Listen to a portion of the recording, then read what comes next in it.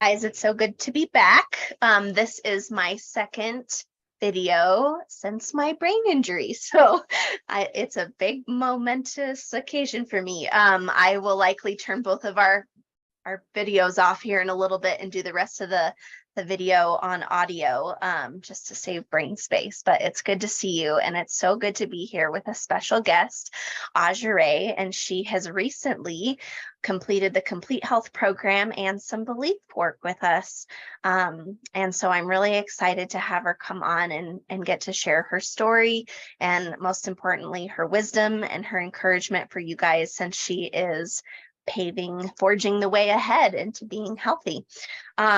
So before we get started, just for those of you who may be new, I'm Nicole Barron, and I'm the owner and founder of Chronic Illness Solution. We've gone through many name changes as we've evolved, just to get really clear on what we do and what we teach and have that be accessible to more people. And so why I love what I do is I was bedridden for a couple years. I had an autoimmune disorder, genetic disorders, environmental illnesses, lots of things. And I was very ill. I had food sensitivities, and I had tried a lot of things, from diets to supplements to functional medicine, integrative Chinese medicine, regular medicine, specialists. And I was still just left band-aiding my symptoms with something, with elimination diets or with supplements or with meds. There was a point where I realized, you know what, this just isn't health. And I believed that I could become fully healthy. And I found a path that worked for me based on regulating my nervous system and allowing my body to get out of survival mode and into the resting and digesting mode, into the parasympathetic. And in that mode, our bodies are able to self-repair 24/7, and our chronic illnesses are able to go away and be resolved. So I've been teaching for about 14 years, other people to do the same. And I love what I do for that reason. It gives people their lives back.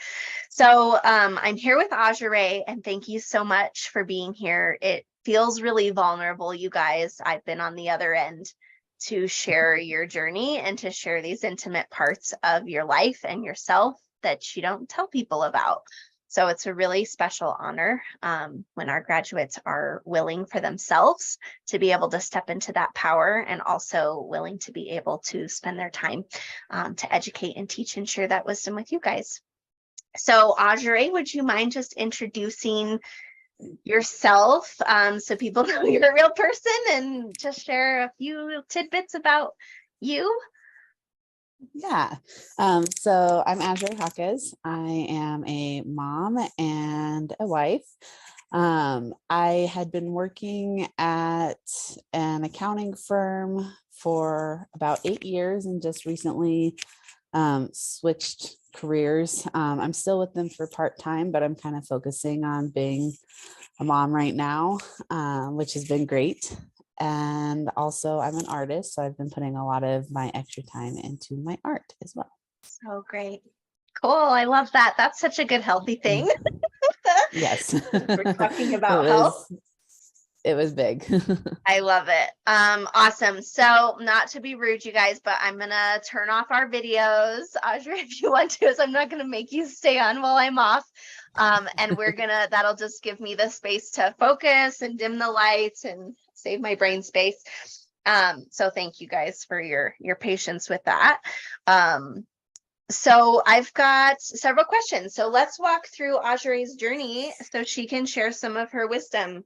So Audrey, I wanted to start at the beginning and know what was your breakthrough within yourself, because it really does take one in order for us to choose to heal and do this hard work. What was the breakthrough that had you choose to work with us? That one's hard because I feel like things were just kind of kept piling on. Like your symptoms? Yeah, and that it had just been like a long time coming. And my mom was like, oh, well, I've always been someone who hasn't liked to take a whole lot of medicine. and have been trying to avoid that. And my mom had mentioned that she came across this and was like, maybe you should give it a go. And I was like, well, I've tried just about everything. So it was just one of those things that I've just been battling with my symptoms for so long that I was like, okay, if there's a natural way to get rid of all of this, that would be fantastic. Yep. Very common story. We usually work with the people who have already tried everything. Do you mind sharing what some of that was that you had tried before us? Yeah. So my biggest thing that I've been trying to work on is that I have PCOS. And so I've gone to the doctors, and it was huge that they were able to diagnose me with that, because for the longest time they were just like, yeah, whatever, didn't really have an answer for me. And so then they diagnosed me, but then I didn't get any help with what that meant. Like, they didn't give me any supplements or tell me like what direction I should go with that. So I didn't really do anything. And then this last year, I had been going to a chiropractor, and one of the ladies there was like, oh, I also have that, and here's all these things that I've been doing. So she gave me all this material, and I was like, I didn't even know that there was things I could be doing. And so a lot of it though was cutting so much stuff out, like dairy and wheat, and avoiding all kinds of stuff. And I was like, that's great. And yes, maybe that makes me feel better. And like lots of supplements. I was like, but that's just a lot to do on a daily basis. Yes. And I'm hoping that there's something easier out there. And then, yeah, when I found out that I should be able to regulate my own body and my metabolism and all of that, I was like, oh, that sounds great. And at the beginning of this, McCall had said that a lot of us live in a state of fight or flight. And that was the second time within a year that I had heard that, because at the chiropractor, they took a stress test or whatever and was like, oh, you are like super anxious. And I was like, oh, I thought I was relaxing. Like, Yes. So I didn't realize, they didn't say anxious, but like my body was in that fight level. And so when it was the second time that somebody had mentioned that we were kind of living like that, I was like, I wonder what it feels like to not be in that mode. So Yes. That's yeah. so great. Yep. And it's like, oh my gosh, I feel like so many of our videos and our client stories, it's like the same theme. It's like the same plot line told in just, different flavors. And, the biggest flavors that I see is that, people get sick of conventional medicine because it's not working, and or people don't have answers. And then they go to holistic thinking that it's so much better and there's all this stuff I can do. And that's such a relief. It's like a dopamine rush at first when you're like, oh, I never learned about this in the conventional world. Like I can manipulate my body in all sorts of ways. But then it's like down the rabbit hole you go, and it's kind of never ending. It's pretty overwhelming. And at the end of the day, you either still have symptoms that you have to keep managing, or you just have this unmanageable lifestyle in order to be symptom free. And that was the case with me. And it's like, is that really sustainable? Like to be on such a restricted diet or so many supplements, or to have only non-toxic, non-scented products, or to, it's like you can't travel, you can't eat out. Everything becomes more stressful. And what's so fascinating is then that just feeds the sympathetic nervous system even more. So even while we may be managing some symptoms with some intervention, in the long run, we are setting ourselves up for more and worsening symptoms anyway. So then we have to keep adding stuff, or we have to keep taking away foods. And for me, when I started realizing, time out, this doesn't make sense. Like this isn't what healthy looks like. It's not how many smoothies I drink a day, or, like how clean and green my products are. I shouldn't have to need those things just to function. And that's where, just like you, Ajare, I searched for something else. And I wanted to mention one more quick thing before we go on is there are actual tests that show whether you guys are in fight or flight, the sympathetic dominance, or in the parasympathetic. And we, as an office, we used to run these tests with every client until what we noticed, we had a pulse ox. It's like those things that stick on your finger and they monitor like your pulse and your oxygen rate, those kinds of things. So we had a very advanced form of those. It was actually an FDA approved class 2 device, something or other. And it would help us monitor a lot of different functions in the body and the nervous system and the cardiovascular system. And we noticed that every single client we saw was in sympathetic dominance. Every single client that came to us to heal was in sympathetic dominance with 100%, like 100% of them. So that's where we started realizing there might be more to that than just telling people to go meditate, or that to go gargle or stimulate your vagus nerve, or all go get acupuncture. It's like, no, that's actually the system that's controlling every system. And so there are actual signs of sympathetic dominance, and every single client with chronic symptoms has them. So I just wanted to give that tidbit so it's a little less conceptual for people, and they know that there's some science behind that too.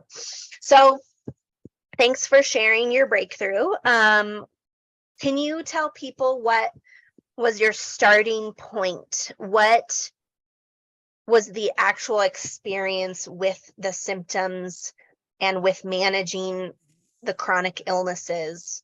What was that like for you at your rock bottom? So when I really had noticed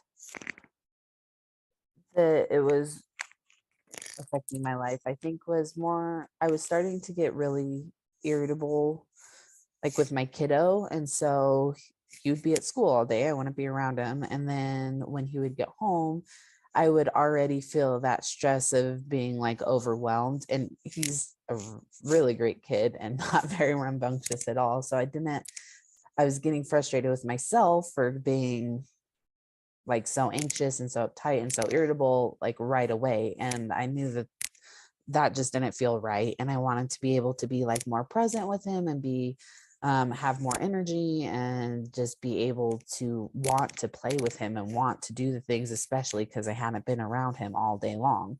And so I think that was a big part of it, was that I was just instantly irritable with so many things.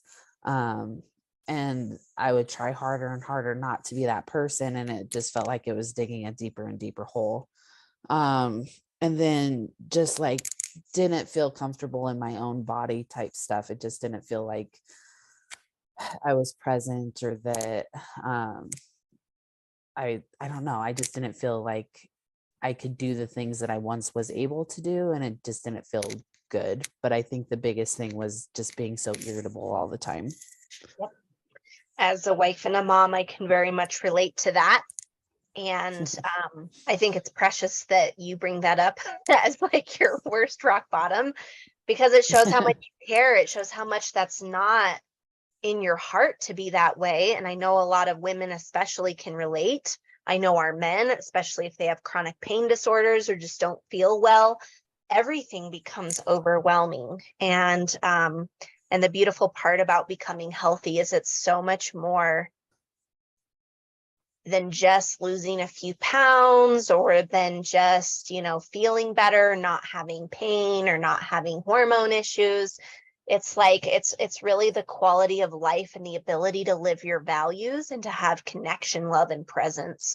And so I didn't know what you were going to say, y'all. This isn't scripted. I gave her the questions like 10 minutes before we met for our appointment, but that really is something we all can relate to. And I think the best thing for me in becoming healthy has been, I can really like who I am, and I can be myself and support myself, and, really show up the mom and wife I want to be, and, be much more present with my clients and at work. And that's just such a gift. So where are you now? Fast forward from, the body image issues and the PCOS and dealing with all the deeper stuff related to your illnesses. If you just fast forward to share kind of what you're starting to experience as a healthy person, what is that? Yeah, so for me, I've felt way less irritable, which has been great. And the cool thing is that there'll be days when I am irritable and I explode, and it helps me realize like, oh, I really have been doing better because I haven't felt this way in a really long time. Wow. And so it has been like, sometimes when you're starting to get used to a feeling, you don't realize that that's the feeling, like that things are changing and that it's good. So when you have a backslide day, it's like, oh, that stunk that day was here, but it also showed me that things are getting better and overall I am doing better. Yep. And so I think a big part of it was that doing all of this helped me realize how stressed I was at work. So that's what caused me to end up stepping away from that job that I had been at for so long. Amazing. And then, yes, and then Can I've you just been able to share more pivot. about that too? Sorry to interrupt. That Yeah. would be golden to talk about.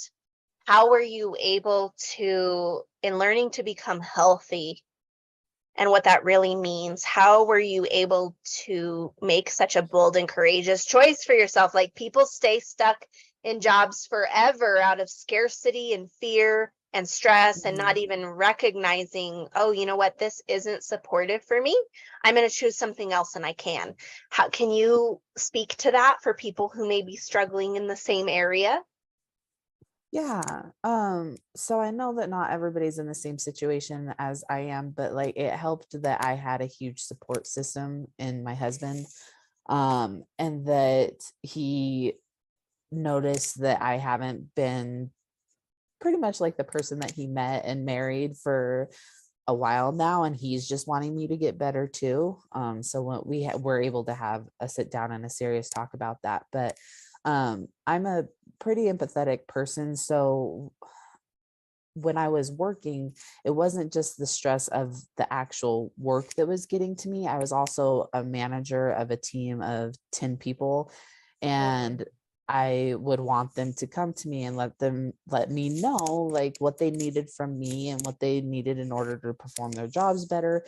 And part of that was emotional. And so like that was just building on top of all of my other stressors. And um so it was hard to step away for me because I enjoyed what I was doing as a manager. Like I enjoy helping people. And I've been with that whole company for 8 years. And so I was close to a lot of people, and to just be like, I need to do this for my own health, was a huge step. And everybody at work, luckily for me, was understanding, and I left on a really good note. And I know once again, not everybody's situation is the same where they have that support around them. But the fact that every single person that I told why I was doing it understood and said, absolutely, you need to put yourself first, and you and your family should always come first above everything. And so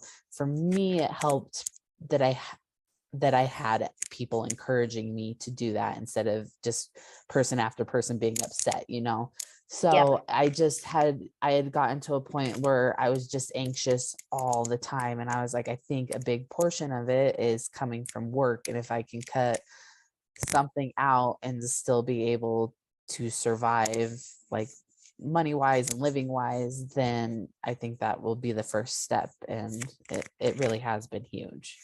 That's so I beautiful. don't know if that's Yep. helpful. Okay. No, it is. And I think there's something to be said too, and credit due, that because I watch people operate in two different modes, when we are able to communicate honestly and vulnerably from a place of, I know this is what I need to do for me, like not blame, criticizing, trying to escape, the stuff like, I'm fed up with this. This is causing my anxiety, when we're really able to share from, what, I've really looked at everything.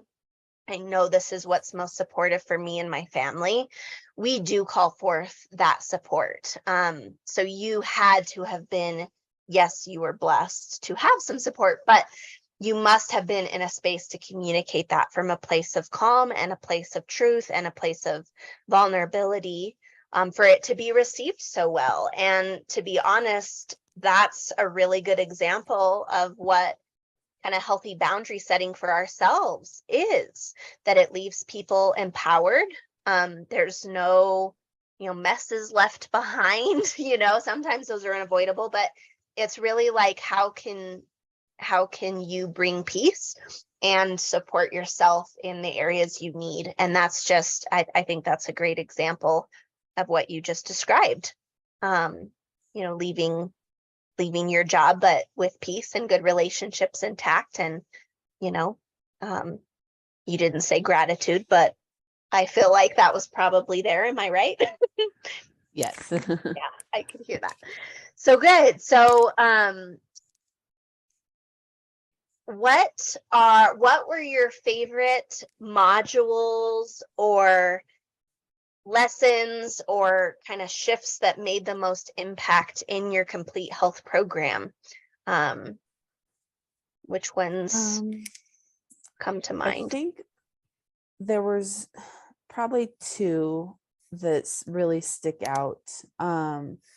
The first one was, I was working on belief switches, and something that had really helped me within that was finally figuring out that, like, when I'm telling myself the things in order to change my belief switches, that I'm not talking about like my physical body or even my brain, like more of my soul is safe and those type of things. That took a little while to really click. And so having those discussions was super helpful for me to realize, like, what am I saying about myself that is safe or that is worthy, or what portion am I really thinking about? Because it's so easy to get caught up in like the physical, I guess. And so that when that module finally really clicked, that was super helpful. And I love then it. the Can I second talk one, about that? Will you remember the yes, second one? absolutely. Cool. Yes. I want to share for some people too some context that may be helpful, because the belief work is absolutely, it's some of my favorite work. And I've never found it anywhere else in the world, other than what we do. And essentially, we create our belief systems of who we are before the age of about 6 years old. So it's not from a rational thinking adult that's choosing to empower us for the rest of our lives. It's based on this automatic survival part of our brain that's going to keep us in our comfort zone and keep us safe. And what we've learned, I've been doing this work for the full 14 years, and what we've learned is that everyone has the same negative beliefs. So I'm unlovable, I'm not worthy, I'm not valuable, I'm not safe, I'm not trustworthy, which means we can't trust anyone else. Trust is broken on some level. I'm not good enough, I'm not capable. I mean, you name it, it's these negative programming. And I know a lot of people talk about quote unquote belief work. And many of them have become our clients, from very high level, top level people in personal development, hypnosis, and other fields, even psyche, which is all about belief work. And what we've discovered is none of them have switched these core beliefs at the unconscious level. So saying affirmations or telling yourself a different story, like trying to convince yourself, to believe differently, that's not going to work. So we help clients really get into the core subconscious parts of their brain and rewire those beliefs in those core memories. And so what Audrey is talking about is, that when we're born, we actually have a reflected sense of self. We don't know that we're separate from the things around us. And so we identify with my mom. right? I think she is me. I think if she's smiling, I'm happy. I think if she's upset, something's wrong with me, or something's broken, or something's missing, or I'm upset. And so we create these attachments, and you guys, we identify with our illnesses. You know, I'm sick. I have this. I have that. I can't heal. All of these deeper beliefs are really what drive, unknowingly, what drive our behaviors, what drive our feelings. So anxious or calm, whether you're anxious or calm, they drive our thought processes. So we think we're thinking, but it's actually, there's an automatic thought process happening. I say elephant, you picture one. You know, there's this automatic process, and that's the loop we're stuck in. So our beliefs drive our emotions, drive our thoughts, drive our reactions, drive the behaviors we choose, and that's all designed to keep us in a comfort zone, safe, to prove the belief true. And so when we get outside of this and we realize, oh my gosh, I'm not my body, because like if I died, right, my body would be there, I wouldn't be there. I'm not my body, I'm not my illnesses, I'm not even my brain and the functions of my brain and those survival centers that, you know, if we took those out of your head and they were able to function, they'd still be producing thoughts and emotions. And when you guys have the ability to be present with yourselves and get out of that survival part of your brain, which by the way is what drives the sympathetic nervous system, and you're able to get into the parts of your brain that are rational thinking, where you can be present and observe what's going on and make different choices other than that programming, it really sets you up for a whole new view and experience of life, and whole new realms of possible behaviors and actions and choices then become safe and become available for you to choose. So I just wanted to give a little background on that, because I love that that's what you said. I didn't know you were going to go to the belief work, but the belief work is so, so powerful. I will include some information too in the comments below, where you guys can find out more information on the belief work to see if that's something that you need for anxiety or just for healing in general. So anything else you want to say about that before we go to your second one?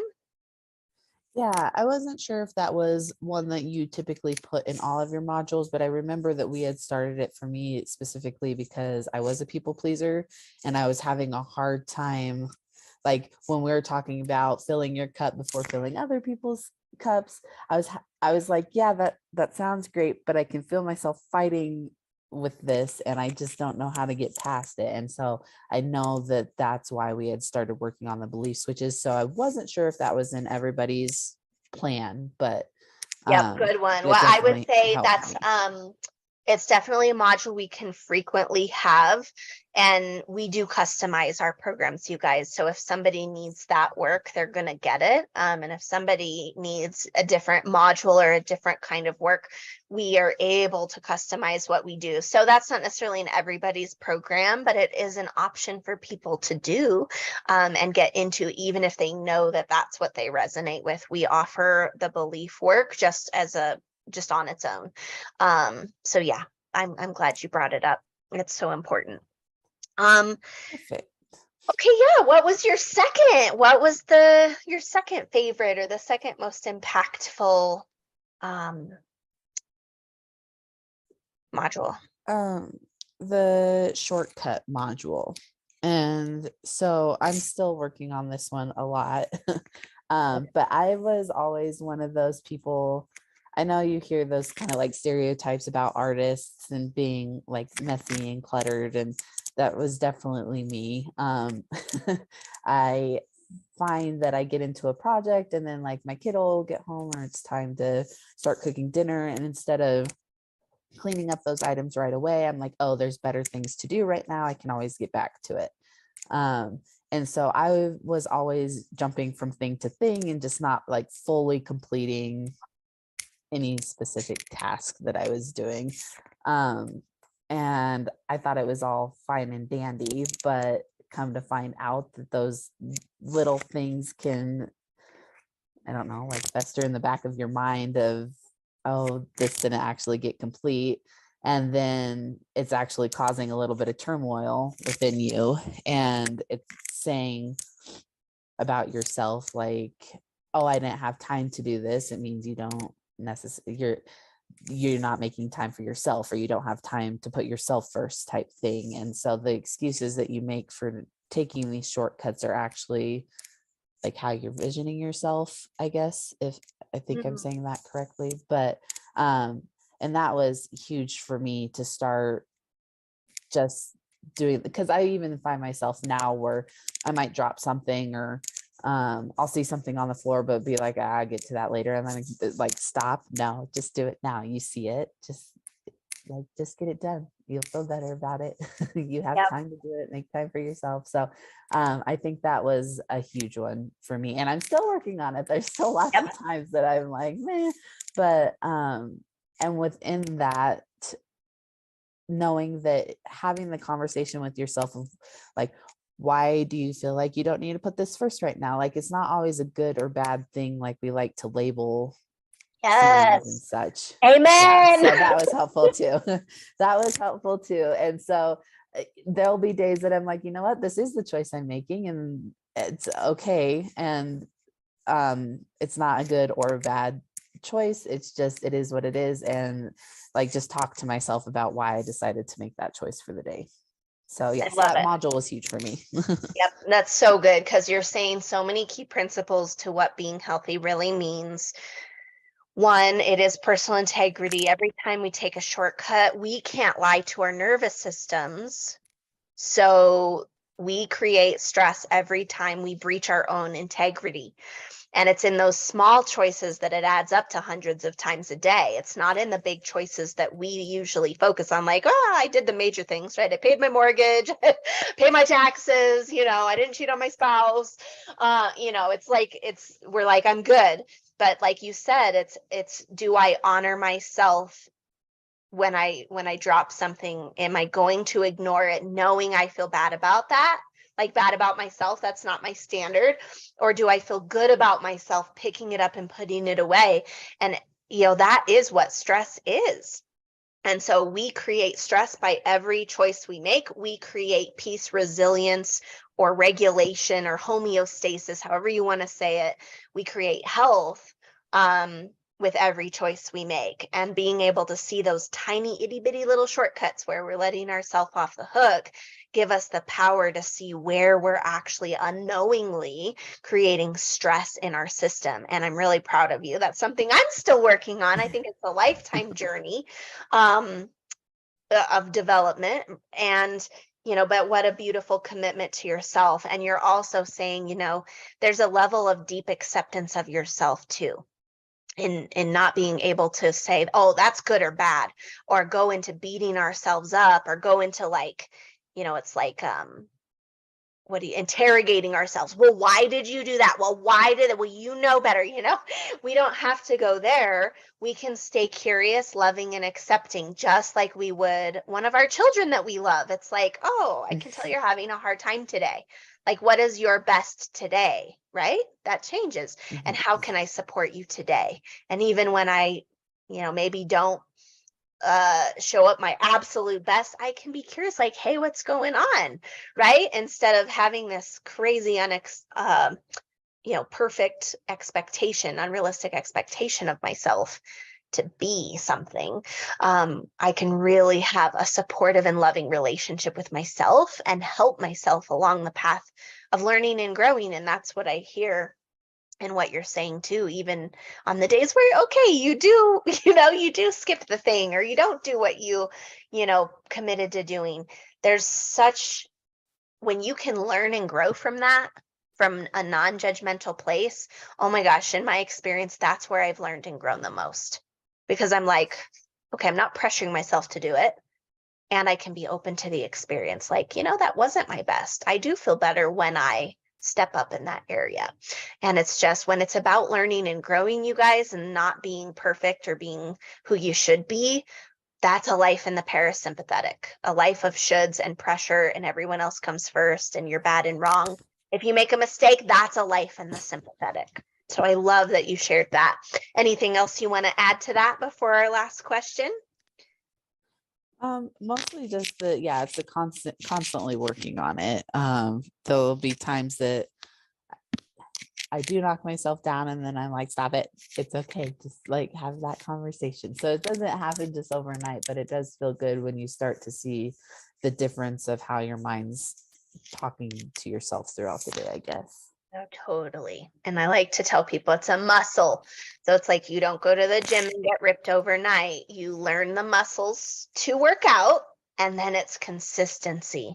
And it's the consistency that is way more important than anything else. And then then you go back to the gym in a month and you're like, oh wow, like look at me in the mirror, oh wow, I am able to lift so much more now.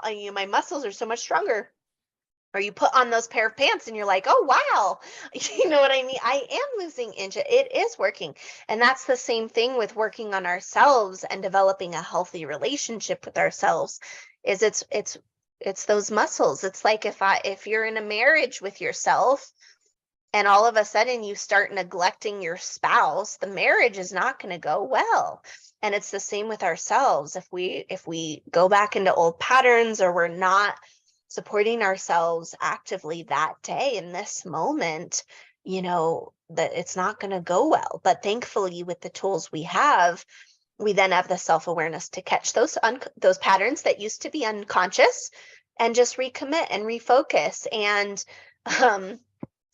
there's a quote, and I'm not sure where it came from. I heard it in personal development circles that, yesterday's transformation is today's ego trip. And it's like a personal trainer that shows you pictures of them 20 years ago and says, look how ripped I was. And you're like, that's great, but that's not how you look now. It's like you can't go based on that. We've got to learn to be here for ourselves each and every day, and then learn to love that, like learn to really love ourselves and love the journey of being with ourselves as we grow. So last question I wanted to ask was just if there was anything else you wanted to articulate or tell people who are struggling with chronic illness, or who are where you used to be. You were someone that made the bold, courageous, scary choice, right, to dive head deep into this work. And and now you're here, you're a few months ahead of them and where they could be a few months from now. So is there anything from your heart that you want to tell them, or that you would have wanted to tell yourself sooner? I think the biggest thing is kind of how you just said, and kind of in our society right now, we want that instant gratification, and it's going to take time. And so don't beat yourself up when it's not where you think it needs to be. Like you said, it's that muscle that you constantly have to train, and things you'll have maybe a bad day down the road and look back and be like, wow, things are improving.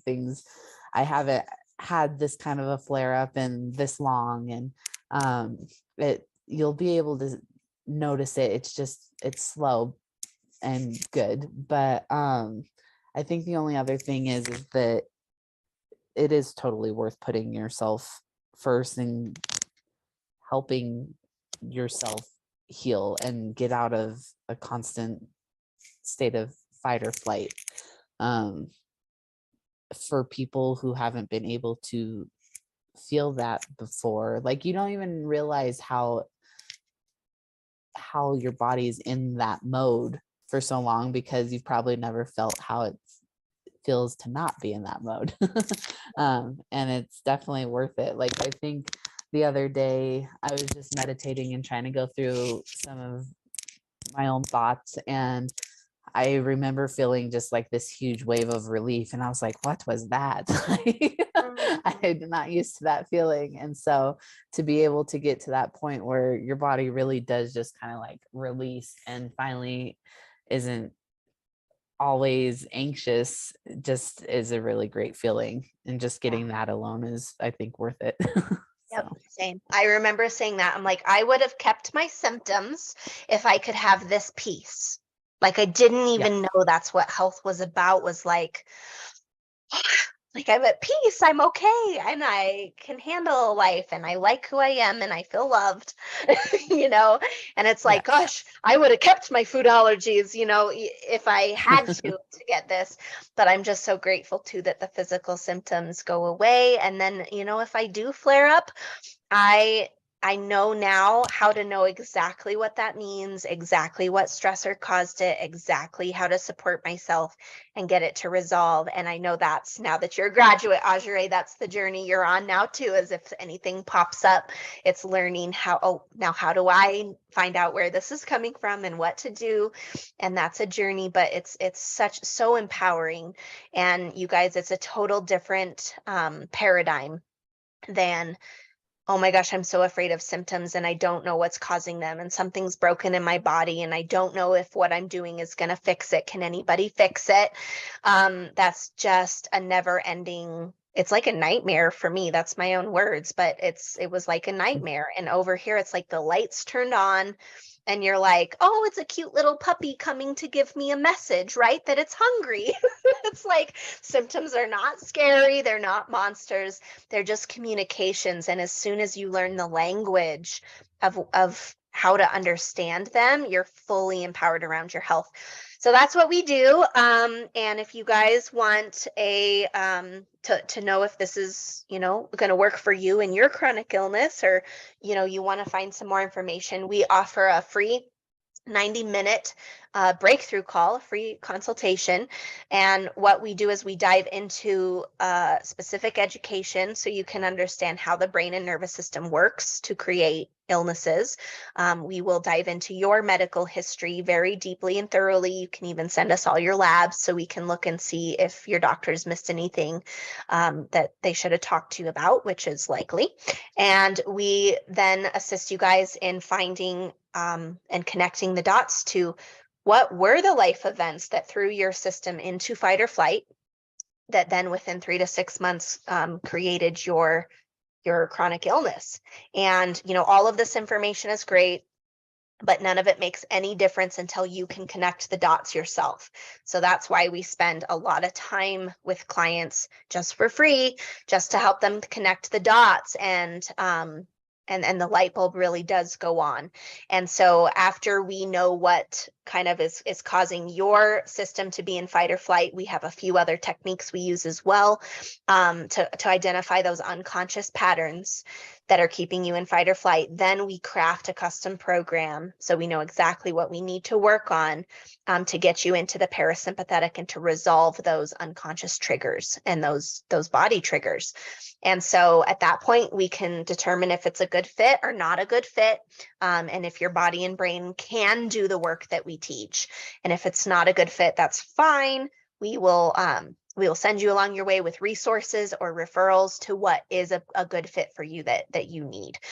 So there's literally nothing to lose. There's everything to gain, whether we work together or not. That's not the point. It's getting you that clarity and getting you sent on the way so that you can resolve your symptoms.